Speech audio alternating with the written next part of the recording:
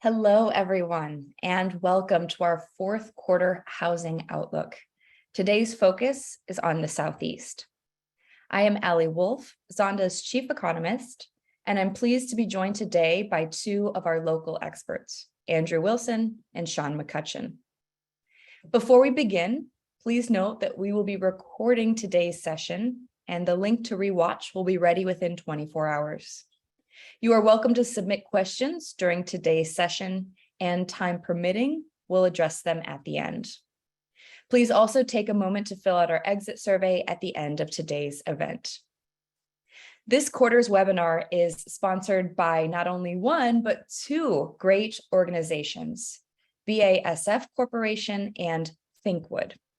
Here's a little bit about our sponsors, starting with BASF. At BASF, they create chemistry to help you build a sustainable future. BASF helps homebuilders meet today's design and construction challenges to create homes that are more energy efficient, durable, healthy, and comfortable. BASF spray foam is more than just insulation.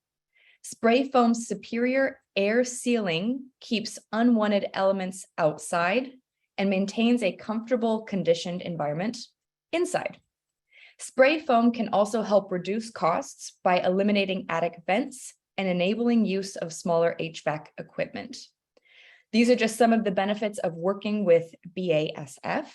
Please contact their North American construction team to learn what spray foam can enable for your projects. We'd also like to acknowledge and thank ThinkWood. ThinkWood reimagines the possibilities of wood by providing single-family design and build resources to contractors. ThinkWood's environmental, biophilic, and health benefits can offer market differentiators that boost a project's value. Discover project profiles, design tools, or free project support at thinkwood.com. Thank you again to BASF and ThinkWood for your support. Now back to a little bit more about us. We are Zonda, a housing data and consultancy firm. We track the entire building lifecycle from raw land all the way up to the closing out of new home communities. Zonda is the #1 provider of new home construction data solutions with platforms designed for builders, developers, BPM companies, mortgage providers, and more. We at Zonda run custom market studies led by our senior managing principal, Tim Sullivan. Many of you know him as my partner in crime from our other webinars that we do. In today's evolving market, please remember that our advisory team is here to help. Zonda is also helping by our Livable Listings platform. Livable is North America's largest online new home listing destination, where we can help builders get leads in today's changing market.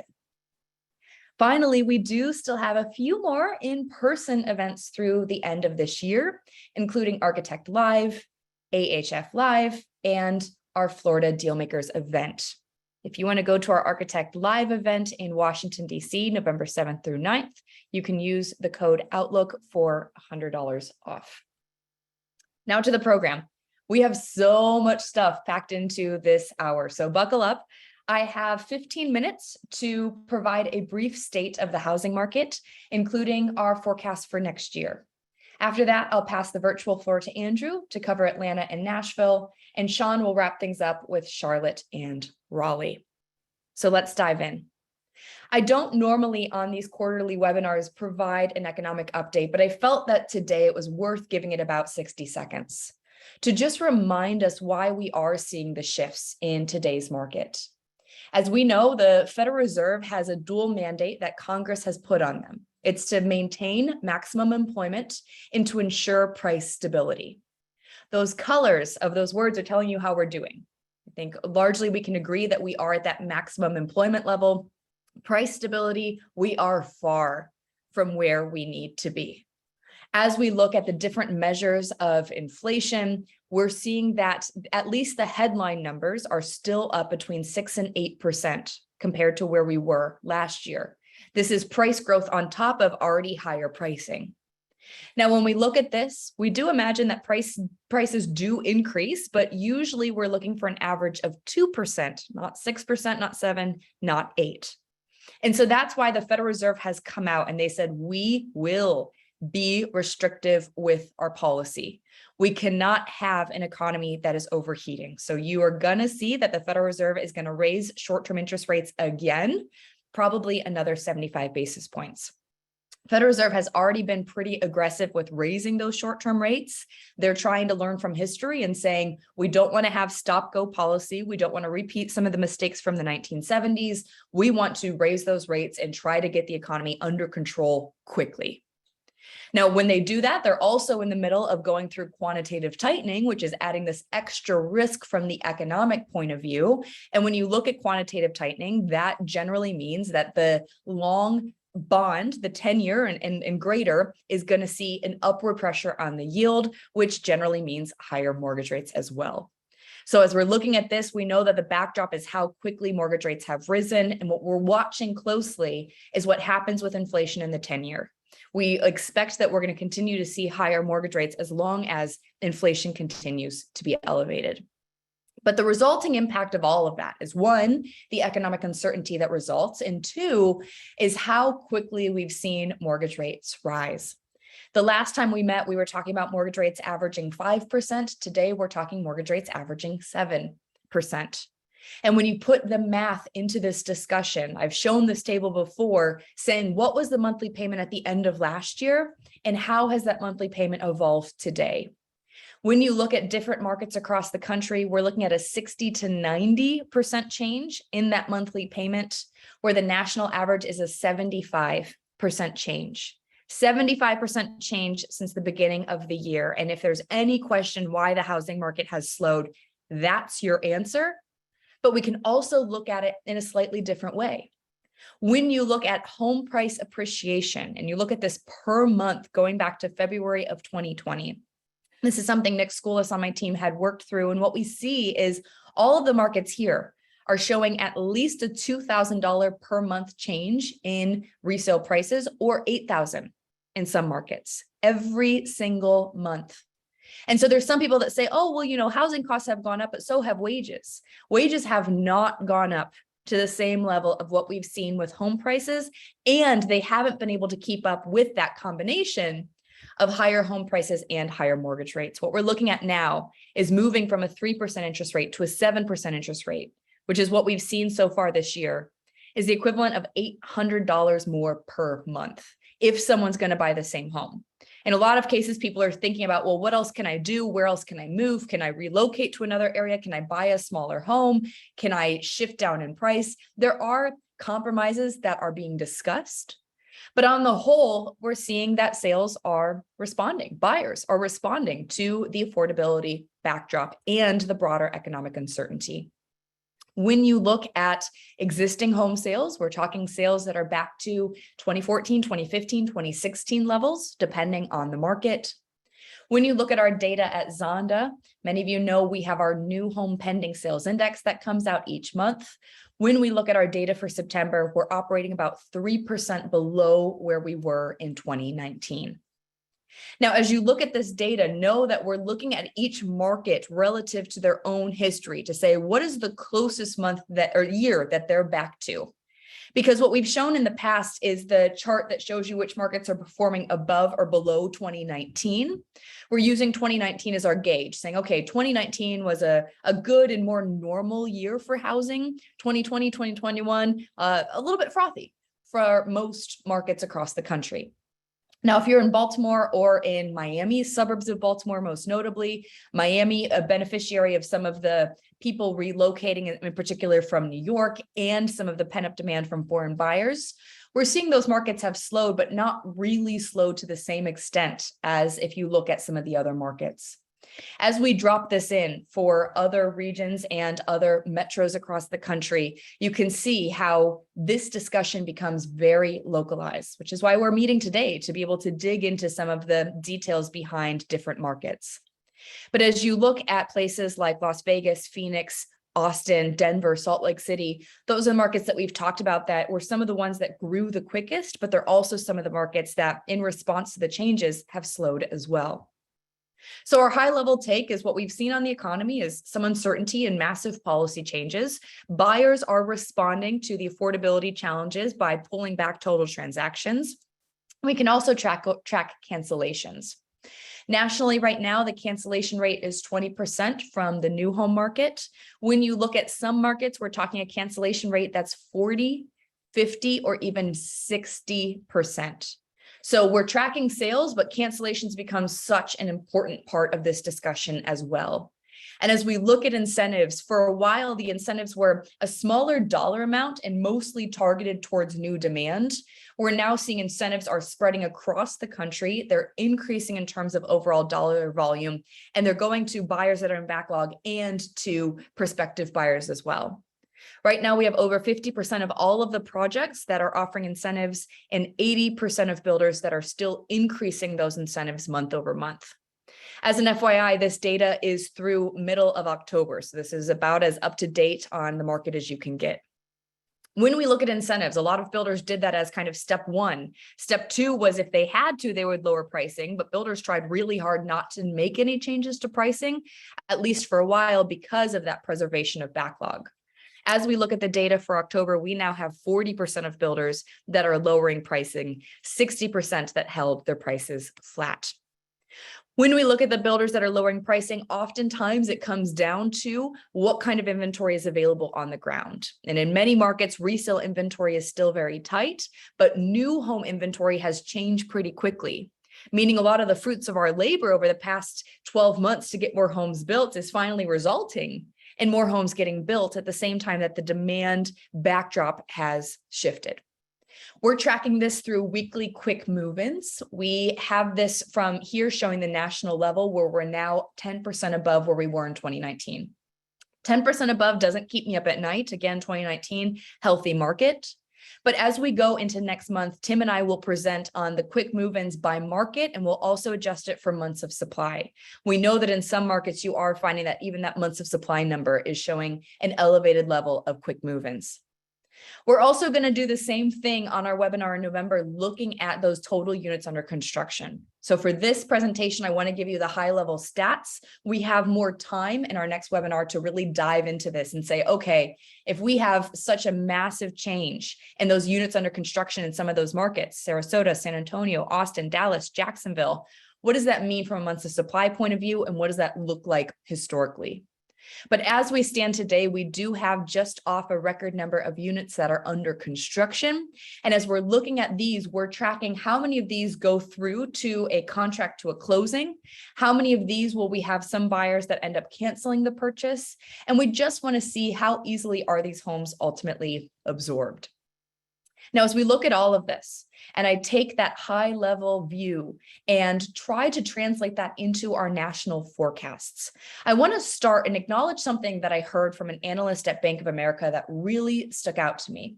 So we were talking about the market and we were showing that the market has absolutely shifted. And what the analyst had said was, we're seeing the housing market slow and the labor market is still so strong.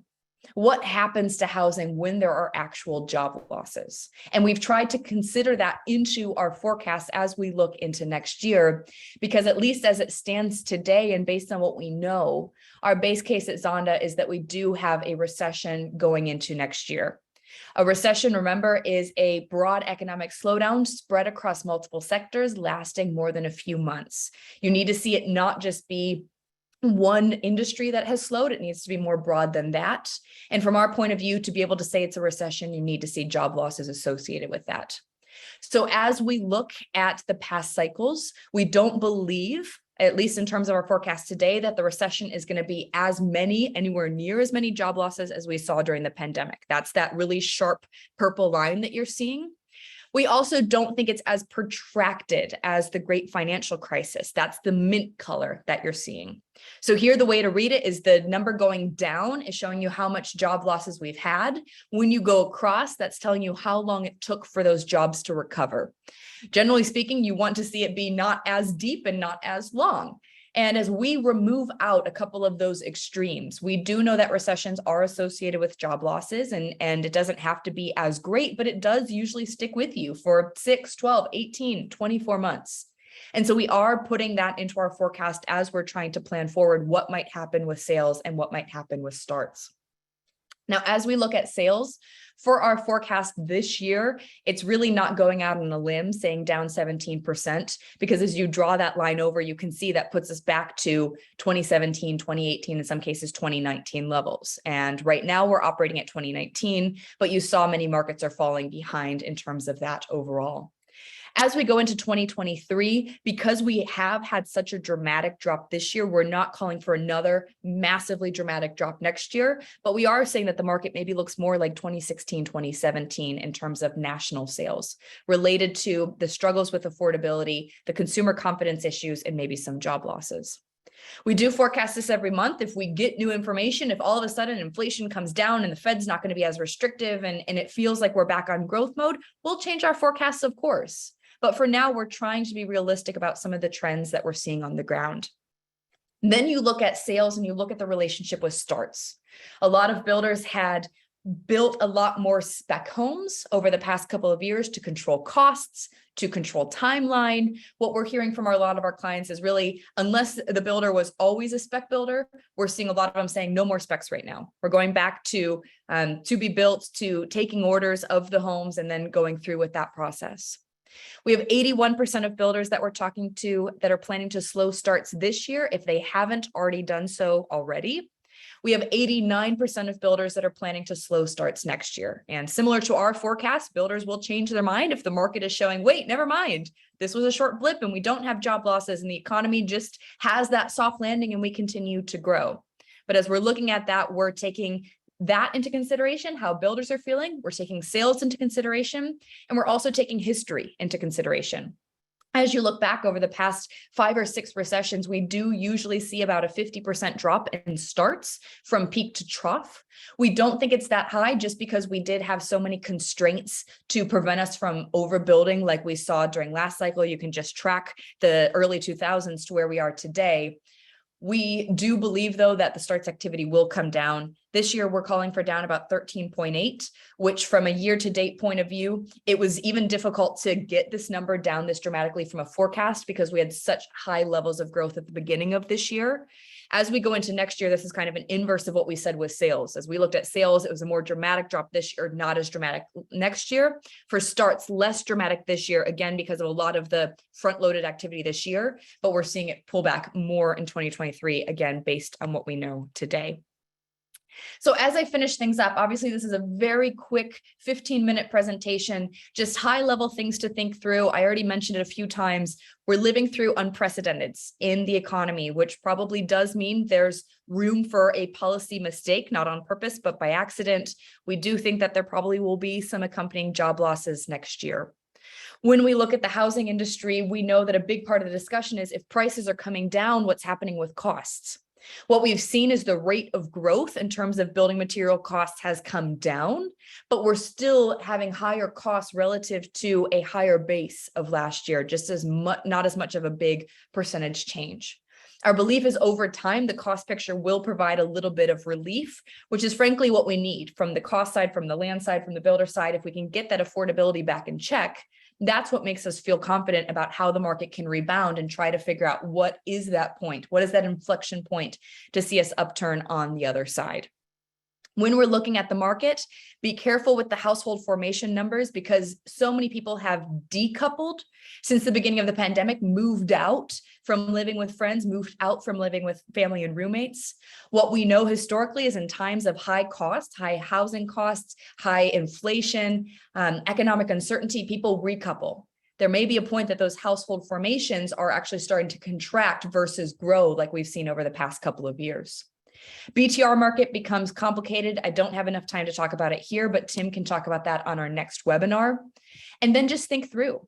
To us, what becomes really important is our data still tells us there are so many prospective buyers that have either been forced to the sidelines or have chosen to gone to the sidelines. Their desire to purchase has been complicated by broader macro factors, but it's also to us what gives us hope about the opportunities of when the market turns. It's positioning ourselves, talking through strategy, and figuring out how to be successful once we do see the market start to shift. Now, with that, I made it through, and I'm going to pass it off to Andrew Wilson, our principal of advisory and one of our Southeast experts. Now, before I do, just real quick, Andrew, I got to tell you, I am a Halloween nut. I am excited to be here. You're lucky I'm not in my Gene Simmons costume anymore, but I am curious. And as I pass it to you, can you just share to us what you guys were for Halloween last night? And then I'll let you take it from there. Okay, thanks, Ali. Made an attempt, I guess, what was sort of a skeleton devil cowboy, maybe like a Jonah Hex thing. I don't know. It came very second to my children, who I chased around and sharpened all their candy bags last night. So that was the gist of my Halloween. Cool. Yeah, I want to dig in a little bit into Atlanta and Nashville. Wanted to initially point out, there are a couple of pretty distinctively common themes amongst these markets and some others in the Southeast.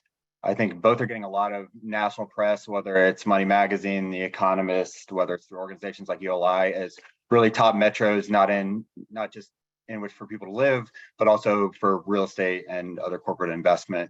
Both, again, all of this is on a relative scale, but very fundamentally strong and diversified economies, super business-friendly states, both up against max employment and welcoming new corporate anchors to their markets, as well as some that are in place that are expanding pretty notably. And that expansion and entries resulting in high level of investment and some catalytic projects that are having some notable regional implications. Both continue to be fueled by immigration from more expensive places and retain their value relative to cities along the I-95 corridor and in the West and Pacific Northwest.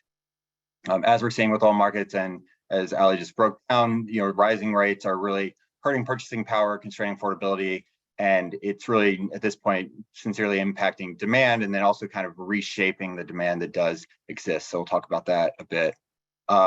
There's in both of these markets, there's a notable compression towards the mid-market. I'll get more into that, but essentially luxury buyers are being pushed down into the mid-market tiers. You still have some lateral move overs, and you still have a fair amount of people that are moving up in life stage and moving up in purchasing power, and all of that sort of combining for some actual positive volume in middle price tiers, but then some notable declines at the entry level end and kind of stasis at the luxury level.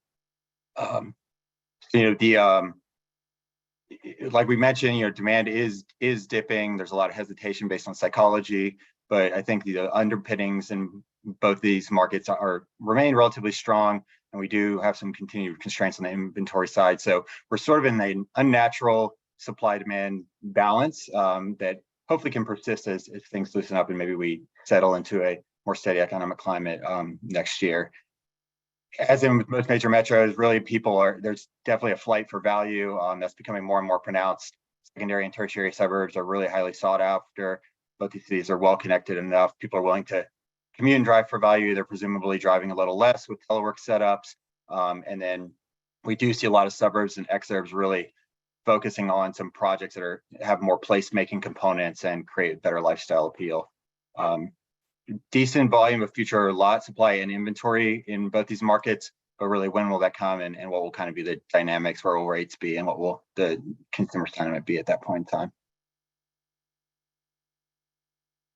Some differences, Atlanta's, that's a big deal, just kind of avoid that, but Atlanta's a much bigger market. There's a little bit more bifurcation in Nashville where you have hyper luxury in Williamson County and then value throughout the rest of the market. Atlanta's a little more even throughout. And then the multifamily markets seem to be on a sort of a different cycle, whereas Nashville is calming a bit. The rental market in Atlanta is really ramping up. So we'll go through this pretty quickly. Atlanta's near max employment, recovered from the pandemic in about a year's time towards the middle part of last year. You can see the major dip, loss of about 150,000 jobs during pandemic, recovered, majority of which recovered in 2021 and then towards the first part of this year. That growth has been concentrated in very attractive sectors.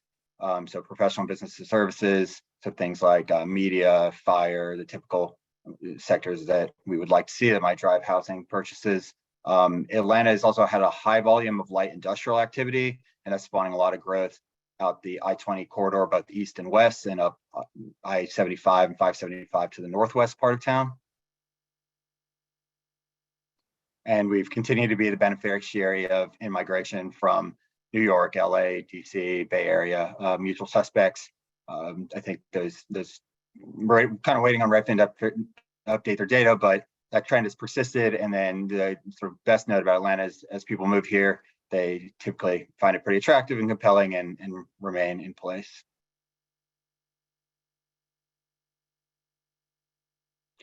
So what's going on with starts?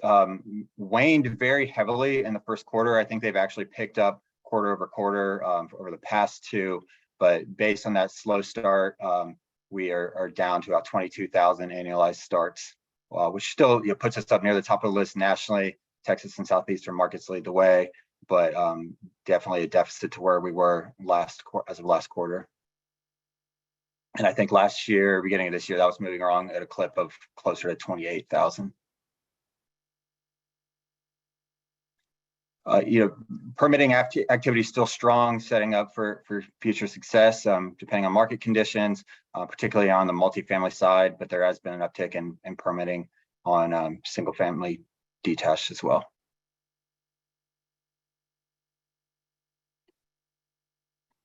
Price dynamics, and Ali talked about this, are shifting. You can see it should be called out here, but in the resale market, a large majority of listings have experienced a price drop. This is less pronounced in the new home market, but in terms of resale, people really are having to compete a bit more, and we're out of this sort of bidding war stage, and really a lot of people are sitting on the sidelines, kind of waiting to see what will happen. For new homes, we actually continue to see price appreciation. We're up about 13% year over year and 8% year to date. So average base price about $525,000. That's over obviously much fewer and fewer transactions as we move forward in time, but we are still seeing that growth. So then combined with rates, obviously that is hurting affordability.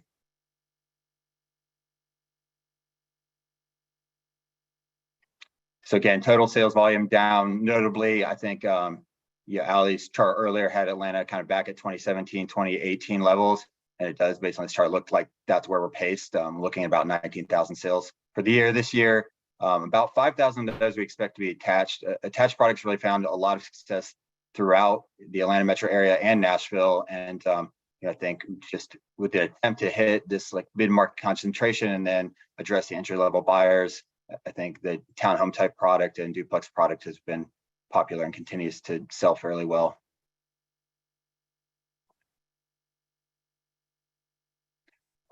Obviously we're having demand side issues, still suffering from very diminished inventory though. You can see here's finished vacant inventory. We're only at about a month's supply in Atlanta. There is a decent volume of supply on the way that's under construction, and we saw that in Ali's chart earlier, but even there, looking at about 7 months supply.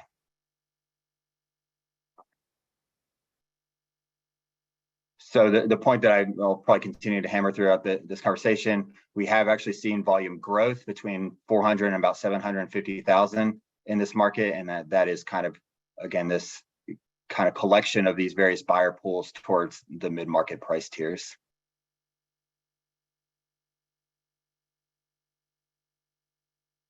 So what's selling where and why? Our large counties continue to have the greatest volume overall. Fulton, North Fulton in particularly is the most expensive market. And then in terms of project, it really is sort of an either or proposition. Communities that offer really distinct affordable value have a lot of traction, and then very specific lifestyle appeal does as well. So you can see a number of active adult communities on this list, like your Del Webbs and Flint Cities. And then some others that are pretty remote that are highly amenitized and offer that sort of collective appeal.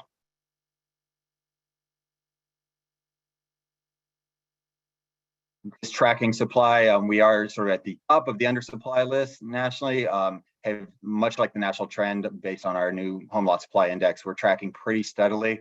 So not further diminishment of supply over the past 2 quarters, but coming again into kind of a balance with demand. So I think again we're kind of getting to this point where there's connection. Hopefully this has been pretty steady. Atlanta's remained in relative supply demand balance over history. And in an ideal scenario, we start seeing an upward trend in this again, but we are moving sort of in a downward direction at this point.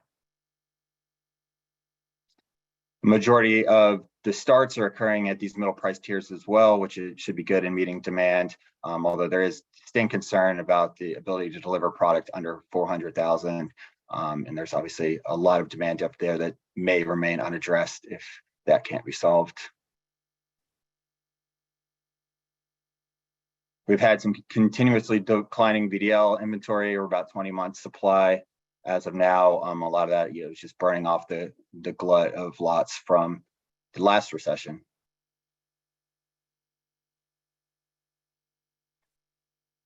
And just sort of tracking lots on the way, you can see we do have about 27,000 lots anticipated in Atlanta. Majority of those are in the excavation phase, so probably not delivering until first part of next year, and then obviously home product probably putting that more towards the end of the year in 2023.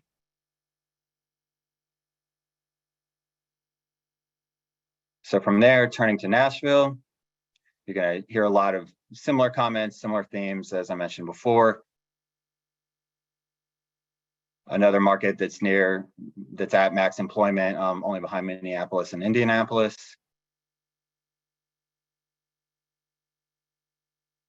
Not quite as pronounced a deficit of jobs during the pandemic years, but again, another quick recovery in Nashville. And in terms of sectors, very consistent with Atlanta, a lot of it in light industrial and your sort of white collar business sectors. I think the information category is probably likely to tick up pretty notably here in upcoming years as Oracle's expansion really gets underway at East Bank. So, Nashville's got a lot of notoriety for music scene, for education, and for healthcare, but it really has a highly diversified economy. Really great, seems to be a great place for all age cohorts, people moving through all different life stages. Just really a compelling proposition for a wide variety of people, which has fueled its growth.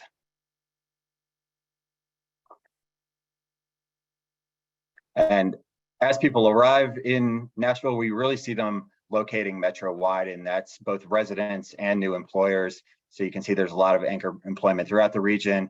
People are able to live close to their jobs, and then also, strong highway arterial connections allow people to commute throughout town. So you have the conventional commuting patterns into downtown, but you have a lot of circulation around the perimeter and a lot of outbound commuting to some key corporate anchors in, say, Rutherford County and up into Sumner and places like that.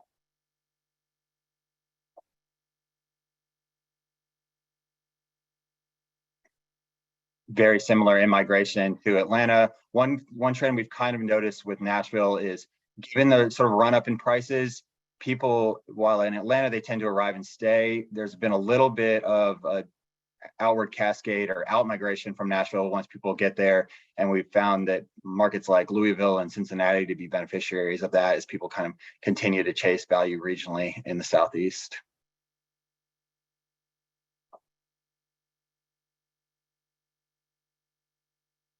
Housing starts in Nashville have remained very steady quarterly for the past 5 or 6 quarters at about 10 to 11,000.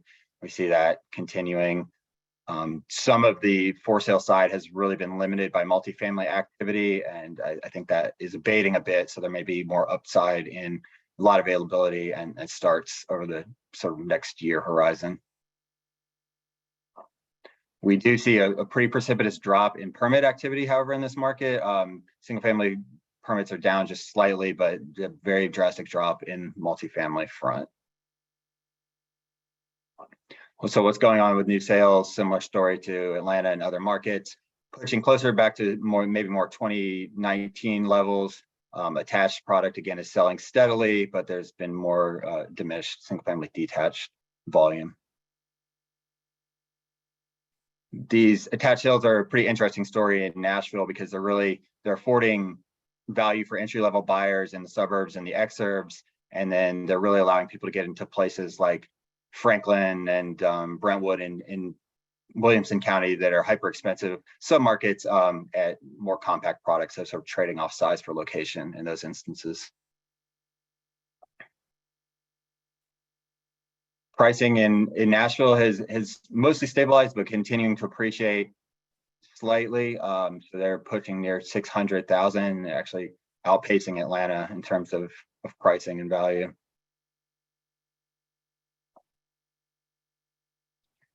And then sales per community, not surprisingly, along with the overall market, are down, tracking towards 2019 levels. You can see that in the sort of dark blue line in the start of 2022. You see 2021, we were hovering about just over 3.5 sales, and now down just above 3, or around 3.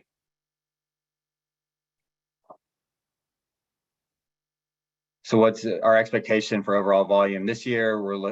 Nashville's on pace for about 7,000 sales. You can see that pretty well aligns with 2019, is above 2018, and I think the historical average for Nashville is about 7,000 since the Great Recession.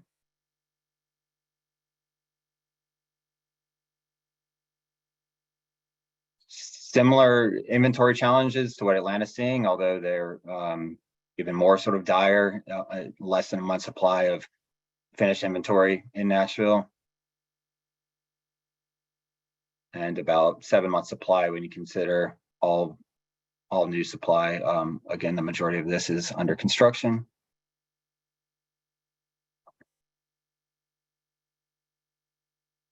There's a similar kind of concentration of activity in this mid-market. You can see the luxury market in Nashville, it remains buoyed. I think Williamson County is the 3rd or 4th most affluent county in the country. So I think that it kind of continues to operate as its own market, distinct from the region, whereas the rest of the region is more value centric.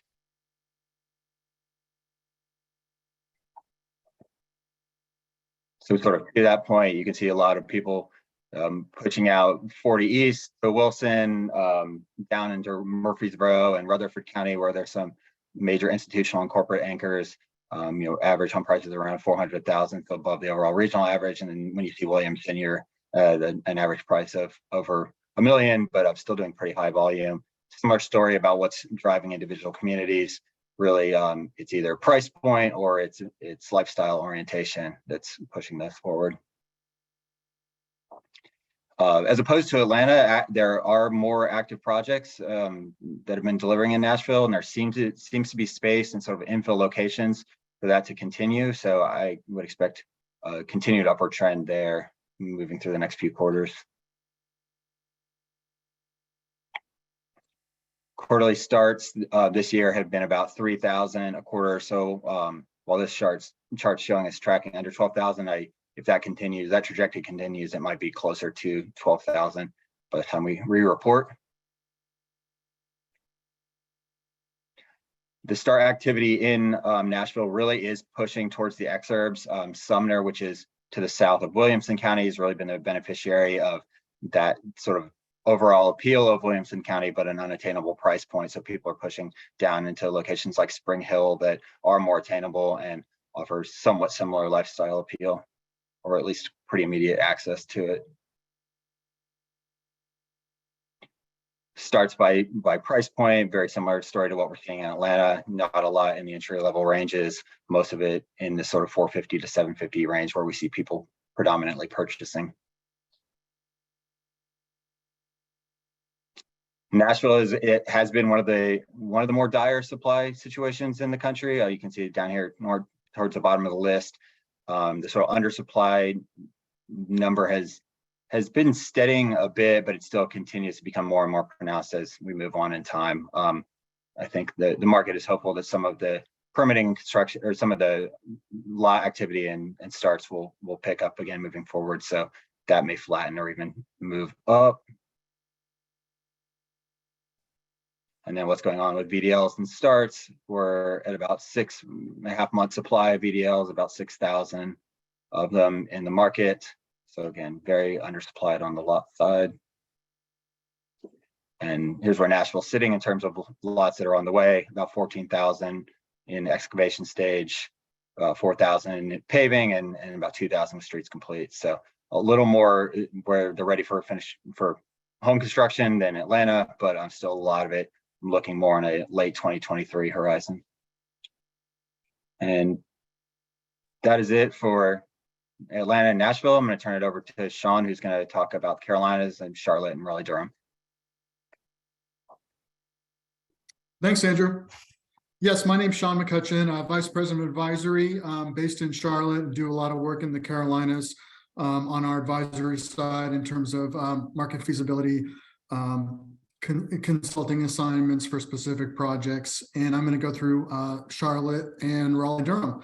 Andrew started his presentation with some of the similarities between Atlanta and Nashville, and I guess I could kind of start there as well, just to say that the markets are normalizing, coming off of overheated levels from 2020 and 2021, but they're not falling off a cliff by any means. We're just kind of steadying in terms of pricing, in terms of sales rates. Increased incentives a bit, but mostly on the closing cost side, and not overly high in terms of projects with reduced sales prices or other concessions. So we're holding steady, and I'm going to go through some slides to show you a little bit more.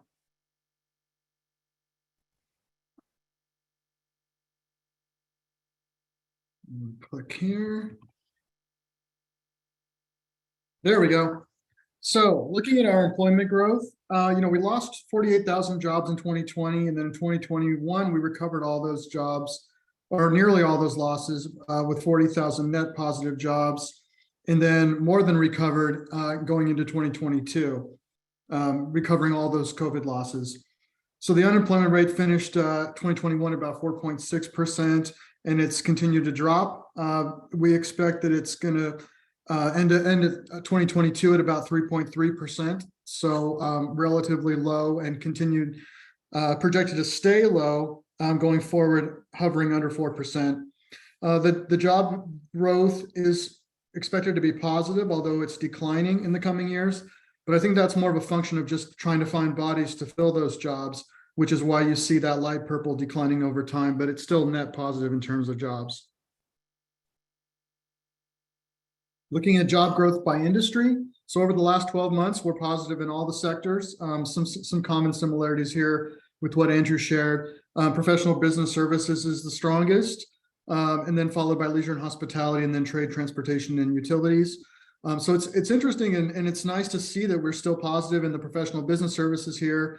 Charlotte is a big banking market, and I would expect to see weakness here in terms of with the rising interest rates. Perhaps there's less mortgage activity going on. There's certainly less refinancing going on. So perhaps if there's going to be any slowing, we might expect to see it in the financial activities and some professional business services going forward. But as of right now, the data is not showing that. We're still positive in all these sectors. Looking at median income. So, we are rising, and we do keep up with the United States median income pretty similarly, trends pretty closely with the US median income. It's been flat or maybe down this year a bit, and I think that's due largely to that resurgence or coming back of the jobs that are rebounding in leisure and hospitality and retail and trade, which tend to be lower paying jobs, with sort of bringing the median down a bit. But Moody's forecasts flat incomes in 2022, and then going into about 1.7% annual growth through 2023. So as Ali mentioned, these moderate income increases are not keeping up with housing increases. So still an affordability crunch for locals in Charlotte for sure. And we'll take a look at what that looks like in terms of home prices here.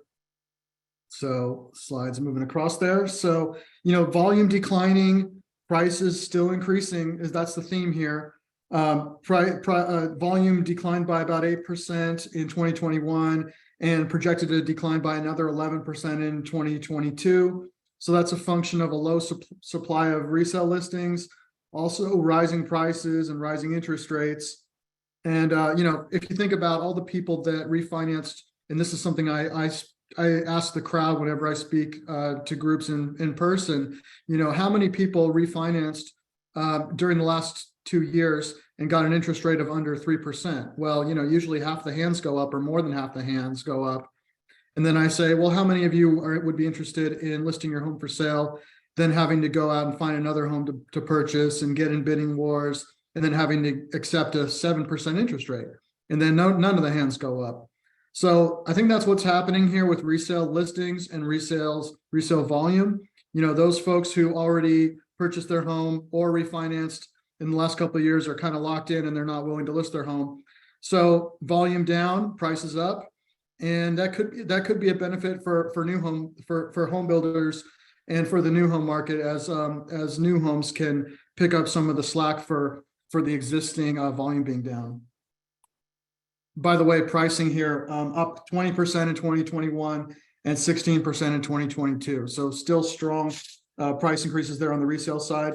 On the new side, more moderate increases, but you do see evidence of price increases here. Certainly more moderate. Volume way down 28% in the last 12 months. So pricing nearly flat in about 1.5% increase over 12 months. So, some of the reasons why is that new home builders can adapt to the market, to the need for affordability. So the median can come down in that sense. They can build more townhomes. They can build in further out locations on smaller lots, build smaller homes to address affordability, which is why you see more of a flat median price there. So when we look at rents are rising very precipitously in the last year, about an 18% increase from a year ago, both for newer product and for overall. So when you think about affordability and when you think about the first-time home buyers, even with the rising interest rate, it still is possible to make an argument that they could buy their first home for less. Their monthly payment could be less than the rent of a Class A apartment community. So that argument is still out there to attract those first-time buyers. Looking at building permits, so we reached an all-time high in 2021 with combined single-family and multifamily permits. Single-family is not quite as high as the boom in the mid-2000s, but the multifamily is made up for that. And then Moody's is projecting continued permit growth even into 2021 and through the next 5 years. And I think that I have that marked opportunity because I think that's a function of the job growth and the population and the household growth is there to support these permit levels. But it's just a matter of, it's going to be challenging to physically deliver this volume in terms of land availability, lot supply, rising costs of materials, labor, et cetera, rising interest rates. All these different factors could limit the actual projections. Let's look at project count. So, and Andrew shared this as well, but project count down a little bit in the last 12 months, but certainly down a lot in the last 2 years. So we've always hovered in our normal market conditions going back to the 2016 and 2019. We've been around 450 active new home projects around Charlotte. And then we've really dropped off since then. We're down to 310 active projects. So, this makes an argument for certainly more supply, more active projects could come to market and have success despite the rising interest rates, et cetera. So sales rate per project, we've trended pretty closely to the national number here, but we've exceeded that in recent months. So we peaked in January of this year at almost 5 sales per month per project. So that's a function of strong demand as well as limited projects, which I showed you on the last slide. And then right now we're at about 3.5 sales per month per project, and that's higher than the national average at 3.1.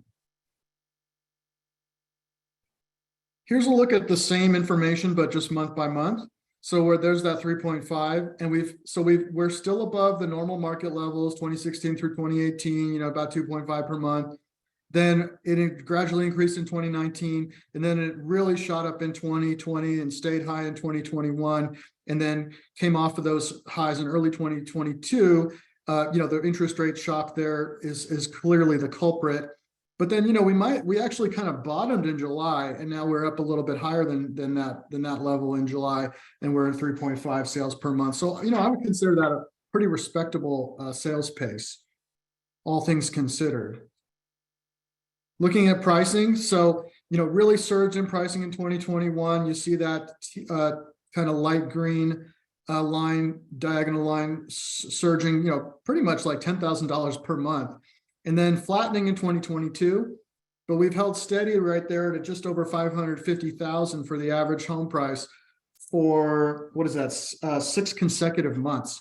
So prices are flat, they're not dropping, but they're not increasing either. Let's look at sales starts and closings here. So I have these arrows marked here. So during the housing shock, positive shock in 2020, builders weren't quite ready for that, or they had put pause during the early stages of COVID on their activities. So you have this strong number of sales, but then you have declining closings and starts. And then, for a number of factors, staffing, labor, lots, materials, etc. And then you have kind of a rebound and reversal of that in 2021 and 2022. So, we're down, new home sales are projected to be down by 22% year over year by the end of 2022.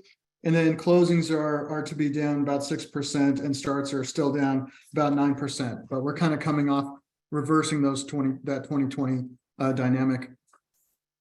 So here's finished vacant homes and months of inventory. So we are near all-time lows in terms of these numbers. So when you have 640 vacant homes, and that includes model homes, with about 300 active projects, it's only 2 homes per project. That includes the models.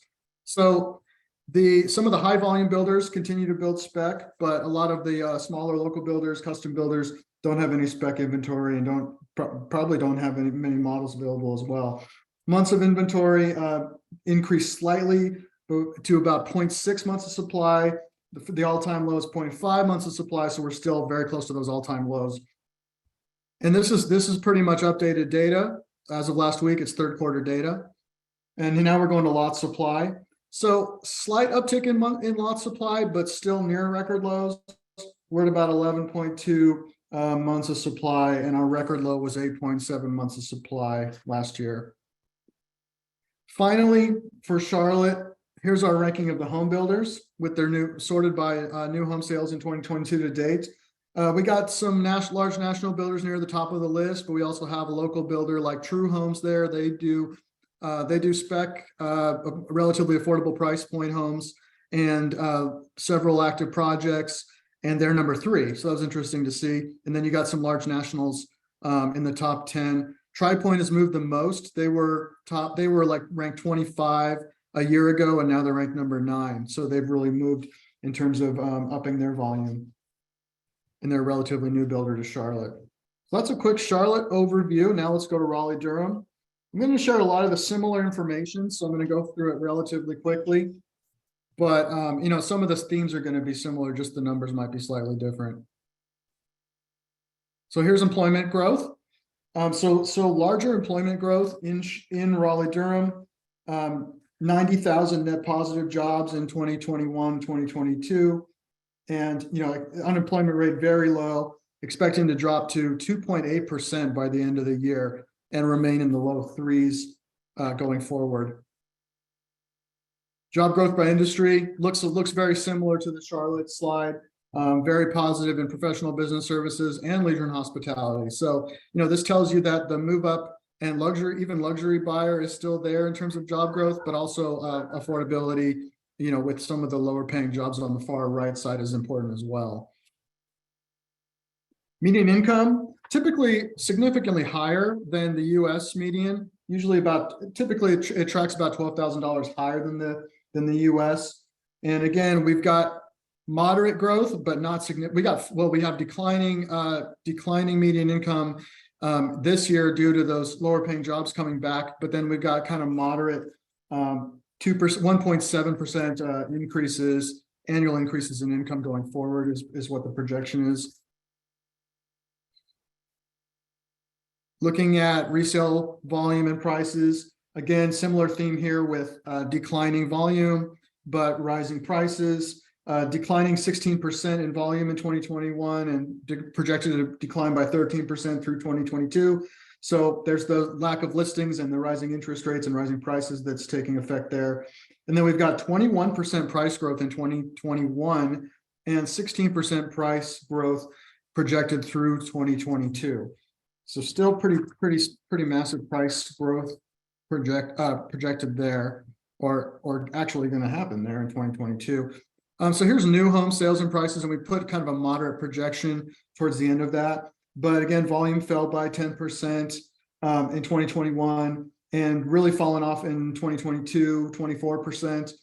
And then new home prices surged in 2021. That's a 27% increase. And now we're fairly flat this year.